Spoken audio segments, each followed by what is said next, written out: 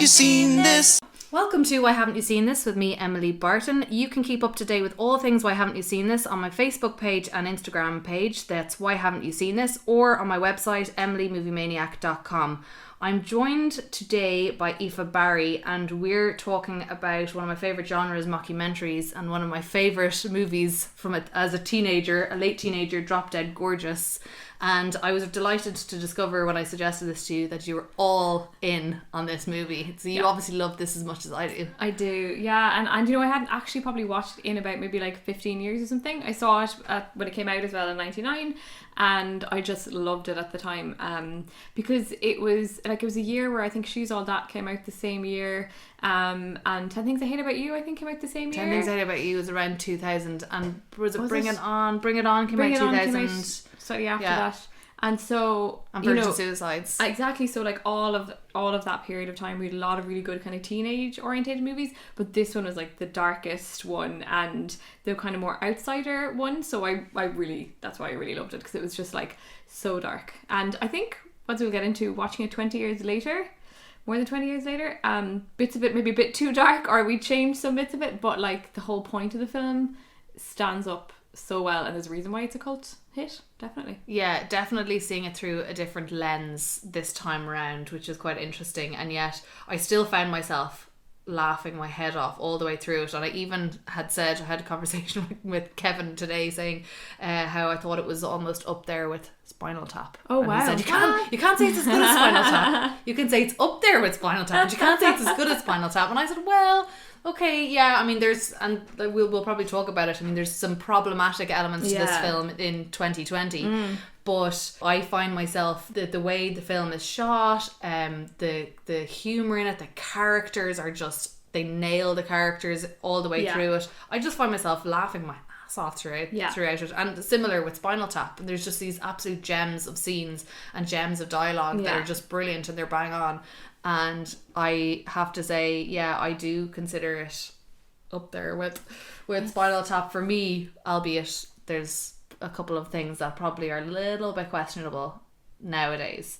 But just to give a quick background for anybody who's never seen Drop Dead Gorgeous or heard Drop Dead Gorgeous, as Aoife mentioned, it came out in 1999.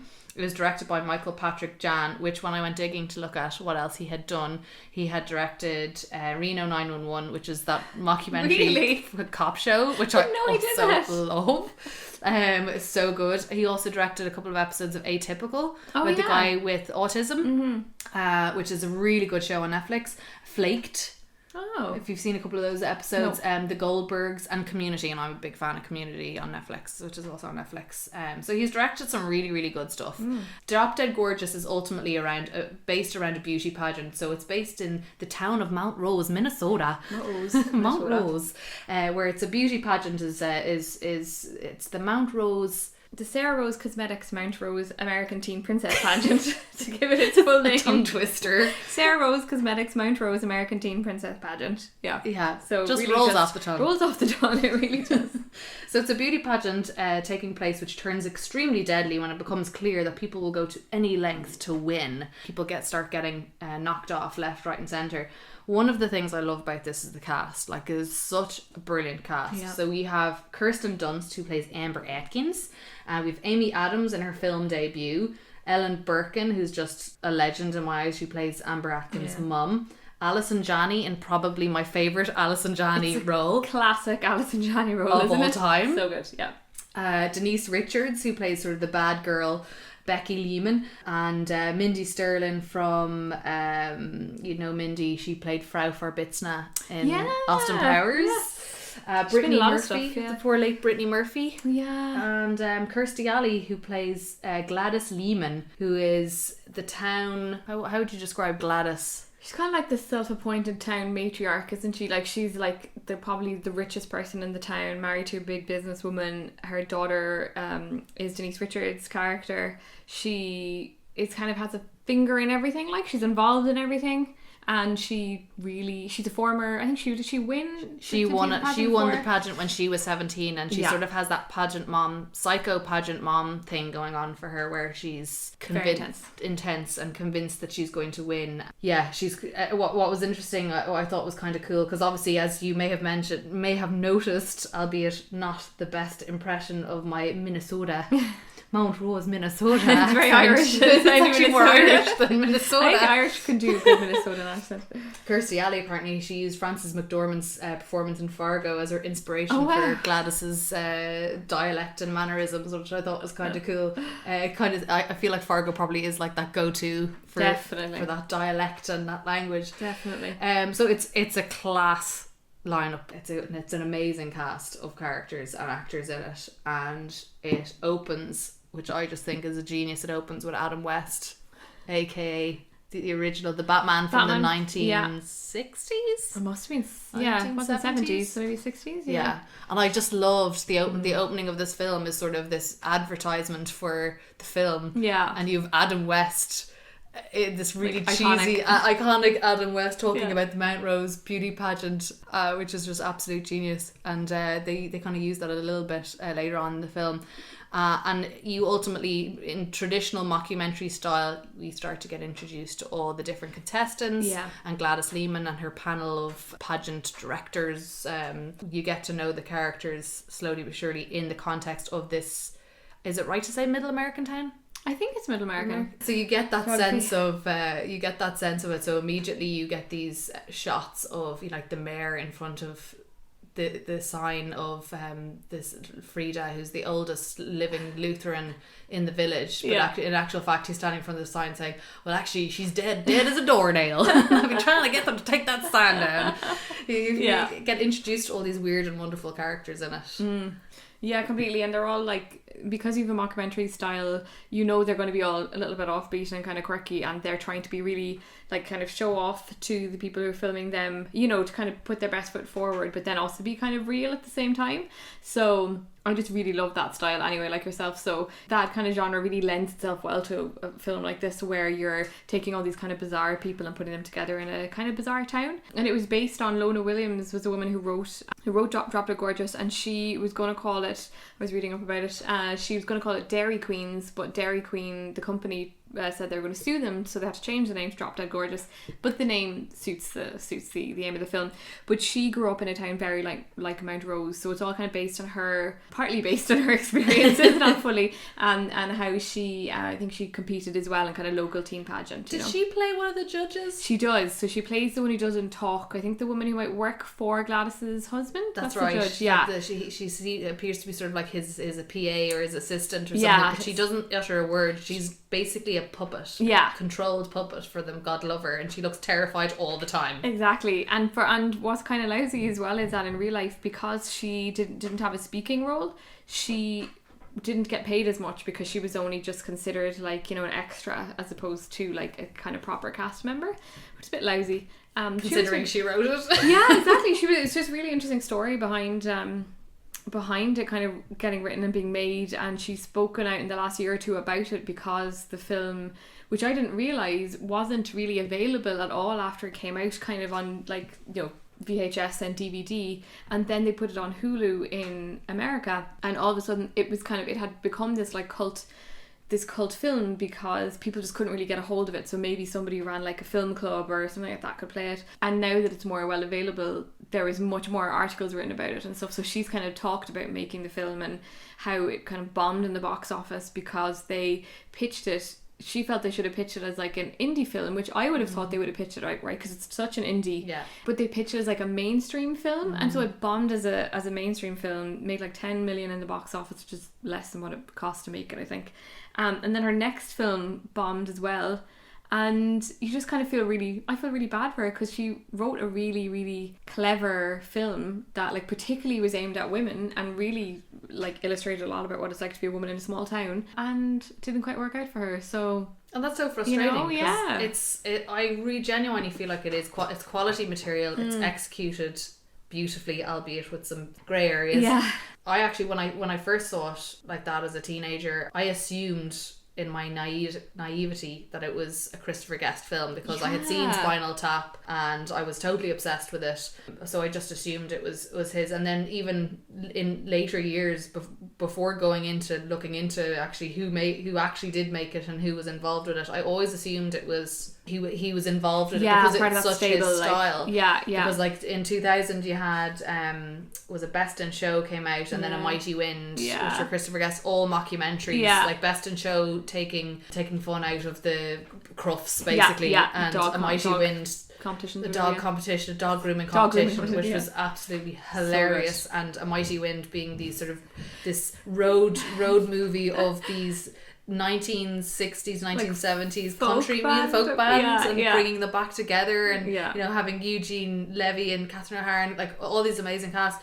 And when I saw Drop Dead Gorgeous, and I always in the back of my mind kind of felt like it and I stand over it, I do kind of feel like it's up there in terms of how clever it is, how close to home it is, and shining light on some of the uglier sides of small town, small-minded people, and America as well. Like, it really takes the piss out of America and the idea of, like, you know, making America great again, or like in the Trump era now, it's really picking up on these ideas of like what people will do for America, you know, which we could probably get into a bit later, but really strong theme going through it. And actually, funny you say that, because that just made me think of at the start of the film, Gladys Lehman, played by Kirsty Alley, is the doc crew start off with her and getting to know her, and they're on the way to the Mall of America. To pick out outfits for the girls, workout outfits or something for the girls, and they're asking her about the theme of the pageant every year. It's very funny. She's sort of one year it's Made in America, and then the next year it was USA's A-OK, and then like, what's your favourite theme? And she was like, oh, can I remember? Can I? Amer-I Can. And it actually like completely shines a light on that obsession of America is just the perfect, and that's all that matters, the American flag. And the irony being that this film really pokes fun of actually so many things that are really messed up completely within that culture and within this small town. And then when you're looking at, you know, even pageants, like if you even moving away from the town and the middle America piece, just looking at pageants and the debates and the problems around that, and I mean, they're absolutely prime for making fun out of them from a kind of really cynical point of view. And the pageant moms in inverted commas, which Gladys certainly is probably one of the worst ones you can imagine. It really does shine a light on all of that. And I think through that as well, it's making fun of like capitalism. So, you know, Gladys and her husband are like this ultra capitalist family where it's all about like how much money they make, what their business does. They believe that makes them better people than the other people in the town, and because they see themselves as like better, everybody else is expendable, which is, you know, Gladys totally believes people can just be knocked off the face of the planet and they don't literally, and it doesn't really matter. So they're like these kind of they're caricatures, right? There's not, maybe there are some people like this, right? But they're really representing these people who are like power hungry, will do anything they kind of, you know, can to get what they want, you know. And I thought as well, there was another interesting family where it wasn't well done, especially 2020. I think looking back at it, you're like, that's not great. It was a Japanese American family in it, and they lean a bit too hard, I think, on hamming up the quote unquote kind of Japanese-ness of the family, which is kind of like not like it was. Did not enjoy watching that, but I got that the point of that was that family were obsessed with America and believed that everything American was better than everything Japanese. And so she was using that family to kind of show, even when people were moving to America, they believed like, don't speak your native tongue, you know, reject everything to do with Japan, just embrace America. And even though it definitely could have been done in a way that I think wouldn't be as offensive, the whole point of it was not to make fun of Japanese people. The whole point was, I would think, to kind of make fun of America for trying to be like, you got to be one of us when you move over here, you know. So I thought that was like so clever, and so, besides the grey area stuff there, but so clever and even really risky, like making a film that's like, you know, very feminist, very like anti-capitalist, making fun of like everything to do with America, and aiming it at teen girls, which is a very clever audience to aim it at as well. but interestingly enough, I kind of felt like there was an element of, because obviously so much of it is poking fun, and that's the beauty of parody, is that you can really ham up and take advantage of stereotypes, some in not so good ways and some in very, very funny, very effective ways. Other girls that are in this contest, like I feel like you have this sort of obviously dark side of it, and the people that she really kind of goes after, but I feel like she also celebrates the weird and wonderful, like the mix mash of, you know, beautiful madness of characters in America. Like you have one girl who's completely obsessed with dogs and can speak their language, and to the point where, you know, she's had her dog take chunks out of her, but she's still madly in love with dogs, and everything is to do with dogs. And then you have another girl who, is it her sister is deaf, or her I don't know if anybody in her family is deaf, but she speaks American Sign Language, and that's her kind of passion. Her passion. And she absolutely loves everything to do with it. And you have another girl, Brittany Murphy plays a girl who her brother is sort of a performer in New York, who we later find out, I think he's a drag queen. And he also happens to be gay, and they actually make, there's a commentary on that, because there's that sort of small, you can tell that the parents don't know. Exactly. She kind of doesn't really she's quite know herself, kind of. She's, you know, kind of alludes to it. Yeah. And, you know, she makes these really sad comments like, my parents only had me to give Peter a kidney, you know, like that Peter was sort of everything, and she's sort of in his shadow, but she worships him too. And there's that beautiful sweetness to her character. Brittany Murphy, of course, plays her so well. She's so great. She was so good at those, like the Brittany Murphy kind of character and the Brittany Murphy person in real life, should I say. You could just do another podcast on her, couldn't you? Because she was so amazing, and was so kind of corrupted by Hollywood and by all the pressure and the fame, by the end of it, and by maybe people in her life as well, by the sounds of what was in the tabloids at the time. But she was kind of at her peak around that time, around Clueless as well, and always played the misfit girl who kind of like did her own thing, and like, you know, just was kind of naively happy in it. But that was really nice about her character, that like, you could recognize yourself in her. I think your average girl or whatever, or average indie kind of girl or whatever, and it's just sad to think of how things went for her, I think, when you watch it and realize what was ahead of her. It is tough, but I love that it has that balance where actually, you know, because, you know, you could make fun of pageants till the cows come home, you know, which is slightly unfair to people who actually take part in pageants, and it's really important to them. But what I like about this is that she doesn't make fun of the other contestants, albeit Becky Lehman, played by Denise Richards, who is, you know, the sort of hungry for the gold, hungry for the crown, because her mother is really pushing her to the brink, and that's kind of sad in its own right. And you can see she's developed a lot of her mother's sensibilities and thoughts. But all of the other girls, like, they're so supportive of one another. They're so lovely to each other. They're all like weird and wonderful characters, and they're all very distinct characters, which I love. Yeah. But they're so supportive and kind to each other. And even say Amy Adams, this was her first film role. Yeah, she's so good in it. Like, and she's really good in it. It's very against type. Like, it's very different to any other role she's played. When you look at what she did afterwards, you're sort of like, fair play to her. And it just goes to show, like, her, you know, how good an actress she is. But, you know, she's playing sort of the cheerleader. But she played, like, they're all of the actors, in fairness, they play them so endearing.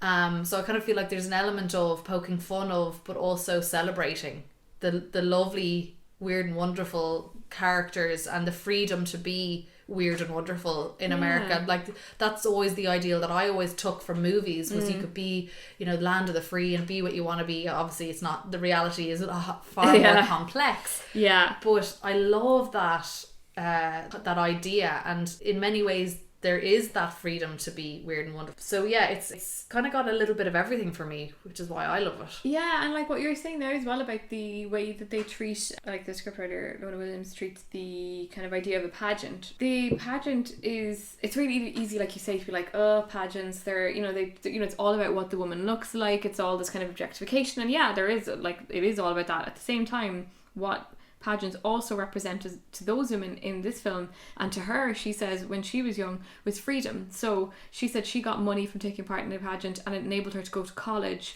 and then go on to do what she wanted to do. So, like, they're a way out for people, and they're probably also like a load of crack for some people too. I mean, some people just take part and they don't have to take it that seriously or like analyze everything. But I thought it was interesting the way she was really kind of saying the reason why you have a load of different women taking part in this is because this pageant means these girls are going to get money. You know, Amber Atkins at one point is talking about the options that you have when you live in the town, and she was like, you know, if you're a guy, you might get to leave if you go to prison or some other football scholarship, and it's like their options were so limited. So of course, there's a ticket out. Yeah, it's like, why not do something like this where you just sort of like dance around the stage for a little bit? Yeah, you know? and it was interesting because then you have like Brittany Murphy's character who's really just doing it for attention. Yeah, and to follow in her brother's footsteps in performing. So true. And then you have she was doing it for that reason, and then the girl who was mad into drama, and she was kind of saying like for many women, pageants could sometimes segue into acting and performing. So like they all had their different reasons, but it was an opportunity. It was a really important opportunity for them to get out of town, and that's her Amber Atkins, Kirsty Dunst's mother, who played by Ellen Barkin. She talks about that. She's like, this is your way to get out of town, and it's so important. Yeah, and that brings me on to the supporting characters in this film, who are unbelievable, amazing. And again, I always talk about this in movies. You can always judge a movie by its supporting characters or its really, really small characters. Like if every single actor that has screen time in a film makes an impact, job done. I hate films where you'll have a character have a couple of lines and it won't really add anything. It won't have any impact. It won't move the story along. It's sort of just thrown in there. Whereas in this film, all of those supporting characters have a impact, and they make you laugh, and they are poking fun in their very small ways. And Ellen Barkin, who plays Amber Atkins' mom, so they're sort of the trailer park, living in the trailer park. She's a hairdresser by trade. She herself is a pageant queen. So Amber Atkins talks about how her mom is a pageant queen, and her two favourite people are her mom and Diane Sawyer, who are both pageant queens. And she's a sense of inspiration for her. And then their next door neighbours, played by Alison Channey, who is just the best character ever. And actually Alison Channey regularly says that this is the role that people always bring up to her, despite the fact that she's done amazing stuff. Think about it. The length and breadth of her portfolio. Yeah. She says people always bring this character up, but like every time the woman opens her mouth in this film, she is so funny. Like, and she is Amber Atkins' cheerleader throughout the whole film. That's so true. Like, she keeps her going, and she also is very realistic. So she's kind of like, there's bits in it where Amber kind of wins out not through doing anything, right? So she just kind of luck and circumstance.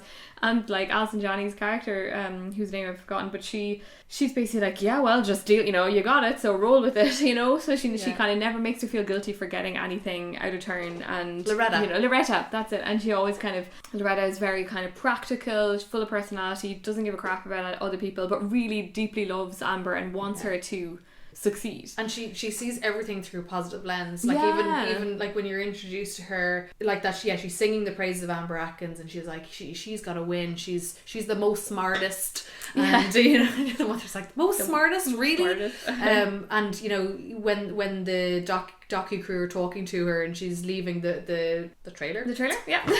Trailer park trailer. Yeah. That scene where she's leaving the trailer and she kind of saying to the guys, any of you guys want to give me a ride? And she's like, you live two trailers down, and she's like, well, be super quick. Like she's everything so is an opportunity with her, and she's just everything she does is really funny. And then at one point when they find out they're going to be staying in a hotel, and it's the airport hotel, and they're so excited. It's like they've just found out that they're going to the Four Seasons, you know.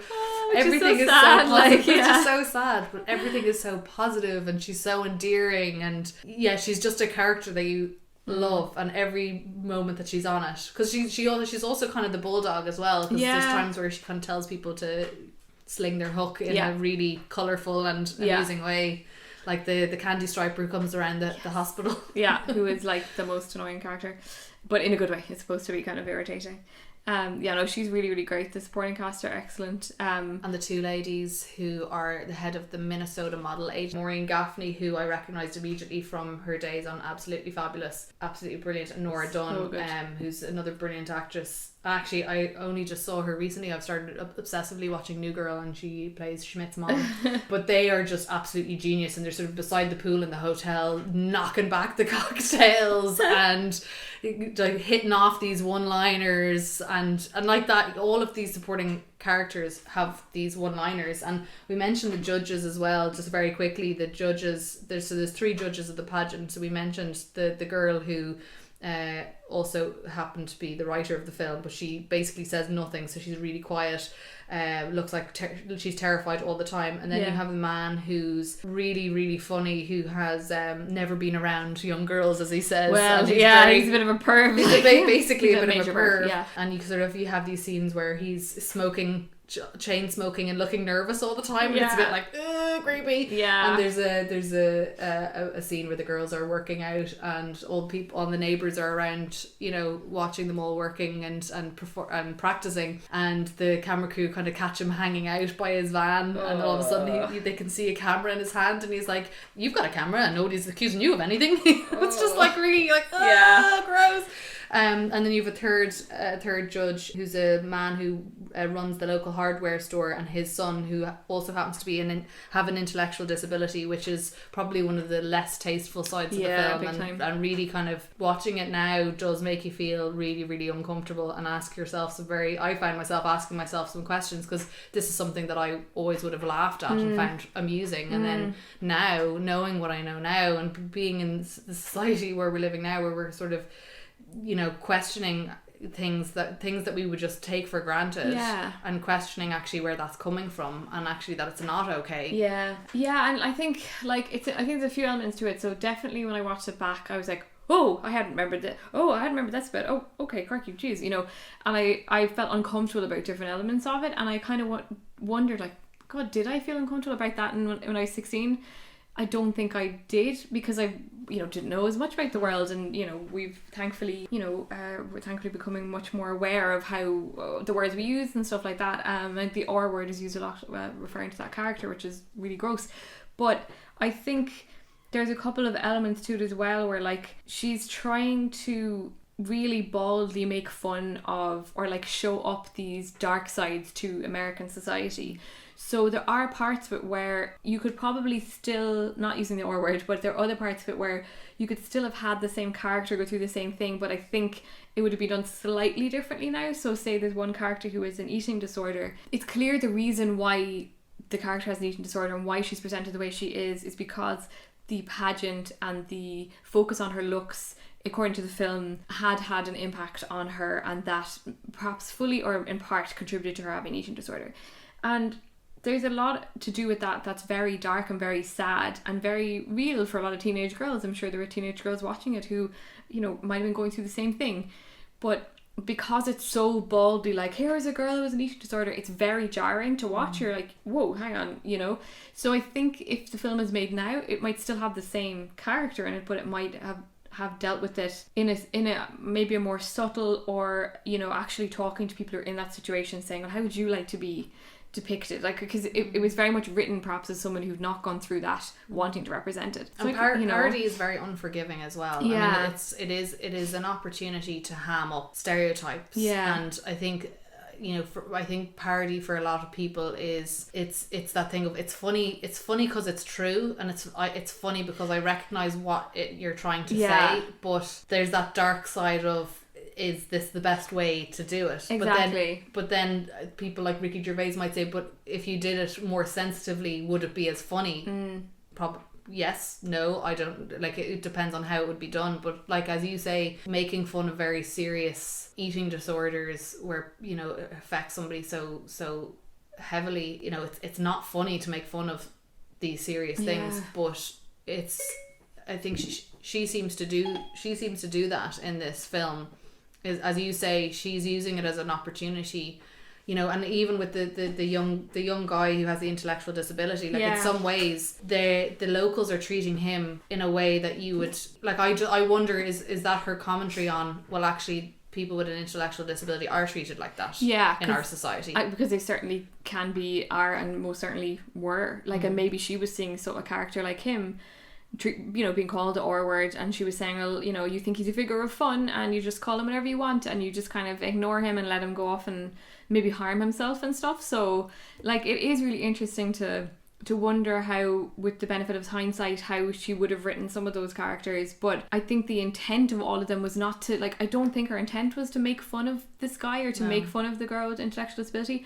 But watching it now, your initial thought is I felt just really protective of those characters. I was like, I don't want bad things to happen to these people, or like, can we just be nicer about what we're doing here? And we're more sensitive as well around laughing with, where I feel like she was coming from a laughing with as opposed to laughing at the expense. And I think there's a really fine line. I think that line is very fine nowadays. Definitely. Yeah, and I think like this film is a real cult film, and I think that like the reason why people really love it, even though it has problematic elements, is because it's kind of clear. It's clear that the intent behind it, like you say, is not making fun of individual people or a certain type of person who is kind of lower down in society or doesn't have power in society. It's making fun of the people who do have power and the stuff they put other people through. And it's also a woman kind of who grew up in a small town being like, these are my options and this is what I had to do, and exaggerating stuff like the Gladys character, like, you know, making her this homicidal maniac,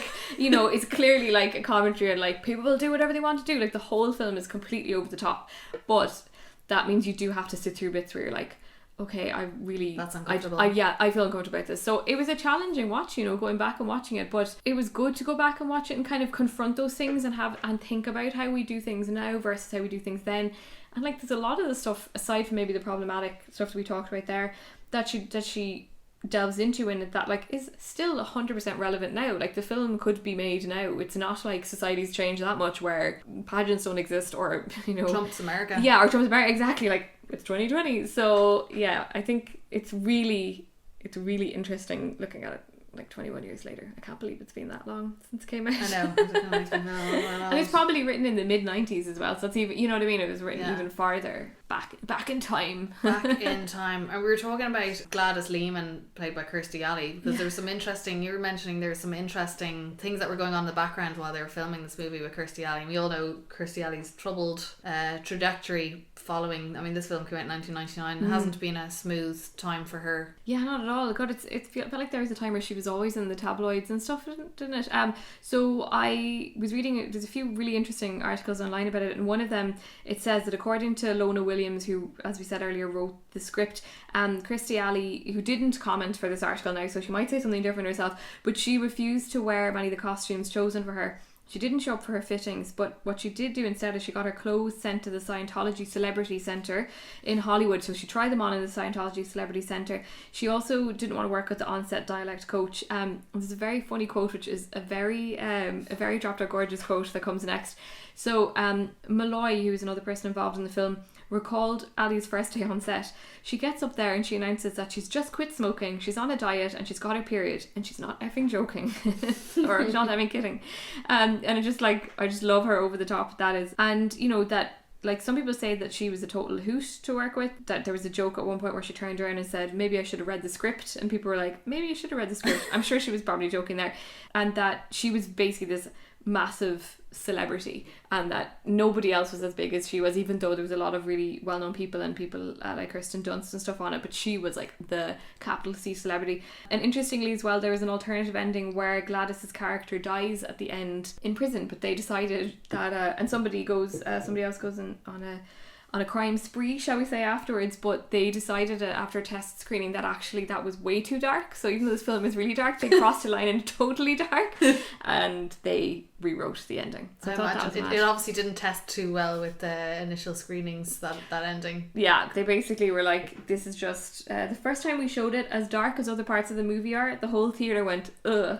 That was too much. That was one step over the line. And then, you know, there's interesting though, New Line were the company that distributed it, and they actually apparently were very comfortable with how dark the film was, which is interesting because they clearly had those kind of issues with like trying to get it distributed more kind of abroad and things like that. And I suppose they were up against Clueless as well, in terms of Clueless did so well, you know, and it was Clueless is a lot light. I love Clueless, I'm sure you love Clueless. Love Clueless. I mean, but it's a lot lighter and frothier in some ways, even though it's covering serious topics as well. It's definitely not as dark as this. And it definitely doesn't use as challenging language as this does. Yeah. And this really, really does. I think some people will watch it and they'll be like, this is too much It's for not me. for me. Yeah, it's not it's not, especially if they haven't seen it before. I think because we loved it as teenagers, you have that nostalgic element, and that can be for better or for worse. But on the other side of it then, and I mean, somebody, like, I'm not religious, right? So this is really funny to me, but to somebody else who's religious, it might not be funny. The bits around religion in it are done in a kind of a funny way. Like Denise Richards' character sings "You're just too good to be true," or "Can't take my eyes off you," you're just good to be true, can't take my eyes off you, while walking around the stage with Jesus on the cross and dancing with Jesus on the cross. So like, it gets, nobody is spared. No one is spared in it. But that, I think that scene is very funny because she's only just doing it. She's clearly not very religious, but she's playing manipulative up, she's playing it up and she's manipulative, and that there are a lot of dark truths that are being shown, and I think parody is used to show the dark truths about the reality of things. And I would say anyone who likes mockumentaries traditionally, This Is Spinal Tap, Best in Show, Mighty Wind, there's Reno 911, like, I just love that show. I just think it's so funny. But I do think probably where Drop Dead Gorgeous does, with Spinal Tap and Best in Show, Mighty Wind, the parodies are done very cleverly and they're very, very funny, but all the characters they're stereotypes, but they're endearing. And I think it's definitely handled more sensitively. I don't know if this is necessarily done on that. The way this is done, it's done on purpose. Maybe it's of its time in 1999, and maybe it was just an opportunity for her to actually put that really uncomfortable spotlight on the reality of it. And it's very familiar, because if you're laughing all the way through this, it's very familiar to you. You know what she's saying, and there are parts of it where you're sort of asking yourself, why am I laughing at this, and should I be laughing at this? My 15-year-old self would never have asked myself those questions, and we're obviously older and know more, and the society has moved on, so we're looking at it through a completely different lens. So it's actually quite interesting. I really do feel like it is such a really good, clever film, and there is a lot being said in it, and it's made up of this incredible cast who all do such a great job with the characters that they're playing. Ultimately it makes me feel really good, and it makes me feel like it's okay to laugh at certain things. Parody is such a great opportunity actually to address some really challenging things, whilst also strangely, maybe in a weird sick way, making you feel really lighthearted and feel good at the end of it. It's definitely one I absolutely love it, but as we say, I think there's some challenging elements in it that would probably make some people a little bit uncomfortable. It is around that time, you were mentioning this, the films that were coming out around that time when we were teenagers, like, I feel like it's a golden era completely of film. And you mentioned a couple of those films, and actually when I was looking up this film on IMDb, they have that section of More Like This, and the ones that came up were like Jawbreaker, Romy and Michelle's High School Reunion was like one of my all-time favourite movies, Bring It On, which I absolutely love, Kirsten Dunst in it now and then, Get Over It, and Get Over It is another really sorry, go on. No, I love that. Yeah, but Get Over It, which is like such an underrated movie that Kirsten Dunst is also in that. I think I was kind of a little bit obsessed with Kirsten Dunst actually. She did loads of really, really good movies back to back. Like, she obviously started off in Interview with the Vampire in 94, and then she did Little Women, she did Jumanji, she did Small Soldiers, and then I think her first proper serious role was Virgin Suicides in 99, and she was obviously in this and Drop Dead Gorgeous. And then Bring It On, Get Over It, Crazy Beautiful, which is a really cool indie movie with her in it, and then she went on to Spider-Man, and then she kind of was next level at that point, and she did Marie Antoinette with Sofia Coppola, who I absolutely love.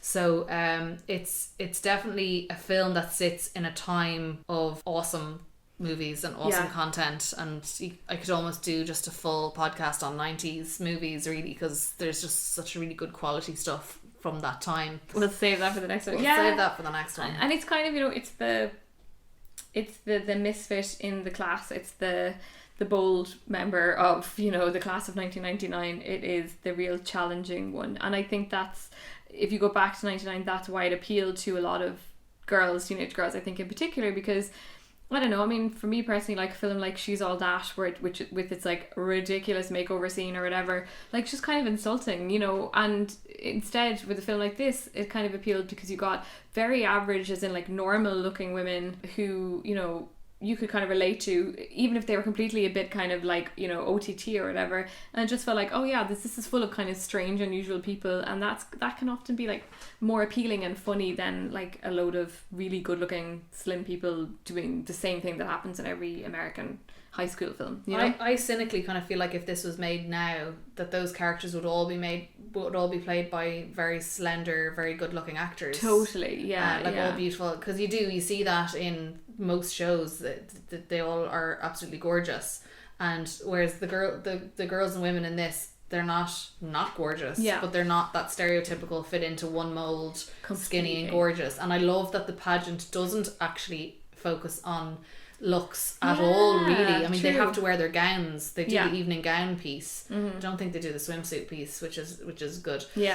But there's at no point is beauty. It's all about talent. The focus on this pageant is about talent, and they obviously have to do their dance. But again, their dance is so cute and all about America. And so actually, I maybe that's why I felt I could relate more as a teenager to this, because I was looking at a smorgasbord of different girls, very different characters, and it was celebrating them, and it's okay to be different. And you know, that was like such a lovely opportunity to relate to it, because in so many other films of that time, all of the girls in a pageant would generally all be absolutely stunners. What you're saying there is why it was such a kind of a cult hit, because it hit off something that people were not getting from Hollywood movies, you know. Getting film like this was like, oh my god, there's cool stuff as well, you know.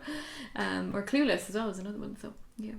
Clues and 10 Things I Hate About You. I loved that. Yeah, so good. It was great to be a teenager at that time, actually, because we were the perfect age for them. Great content. Yeah. It was awesome. Yeah. Well, listen, thank you so much for joining me and talking about Drop Dead Gorgeous. Thank you. I do recommend people check it out. Very accessible. You can buy it on YouTube. You can download it off iTunes and Amazon and whatever your particular streaming provider is. It's definitely worth checking out, especially if you like mockumentaries. So thank you. Why, oh why haven't you seen this? Why, oh why haven't you seen this?